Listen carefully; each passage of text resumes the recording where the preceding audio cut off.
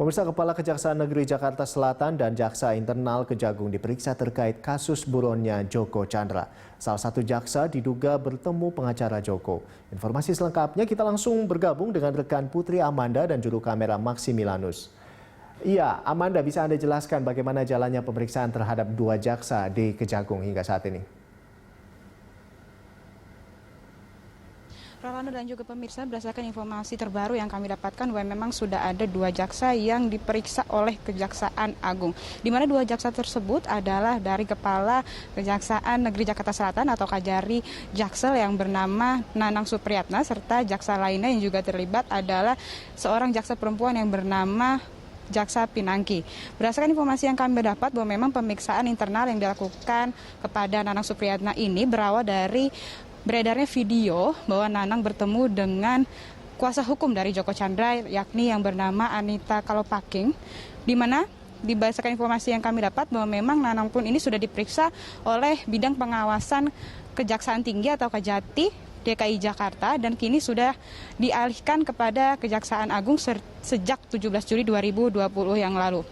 Berdasarkan pernyataan dari Kapus Penkum atau Kepala Pusat Penerangan Hukum Kejaksaan Agung, Haristiono mengatakan bahwa memang proses kualifikasi atau pemeriksaan yang dilakukan kepada Nanang Supriyatna ini memang berawal dari beredarnya video yang ada di media sosial dan kini juga ada lagi beredar foto yang mana Jaksa Pinangki ini juga bertemu dengan kuasa hukum Joko Chandra dan inilah yang menyebabkan bahwa Kejaksaan Agung memeriksakan pejabat yang ada di Kejaksaan Agung tersebut. Dan informasi yang kami dapat bahwa memang Jaksa Pinangki ini merupakan salah satu jaksa yang berada di Kejagung. Namun Hari juga masih belum mengungkapkan lebih jauh mengenai proses pemeriksaan yang dilakukan oleh dua orang tersebut dan dia juga menyampaikan bahwa memang nantinya akan melakukan pemeriksaan lebih lanjut terhadap orang-orang yang memang diduga terlibat dengan masalah ini.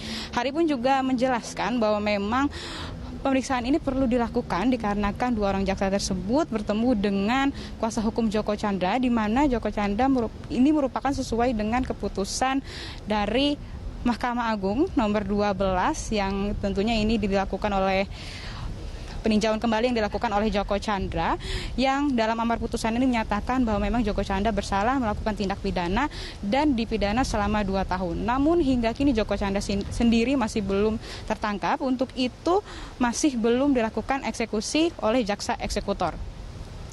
Tentunya kehebohan mengenai kasus Joko Chandra ini semakin berlanjut. Kali ini Kejagung memeriksakan pejabatnya yang memang diduga terlibat dalam kasus tersebut, yakni Jaksa Pinangki. Bermula dari informasi yang beredar di media sosial bahwa memang Jaksa Pinangki ini bertemu dengan kuasa hukum Joko Chandra dan sudah ditangani langsung oleh Kejagung.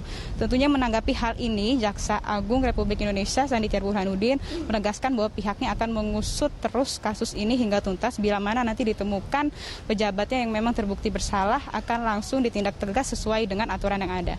Sementara demikian Rolando, kami kembalikan ke Anda.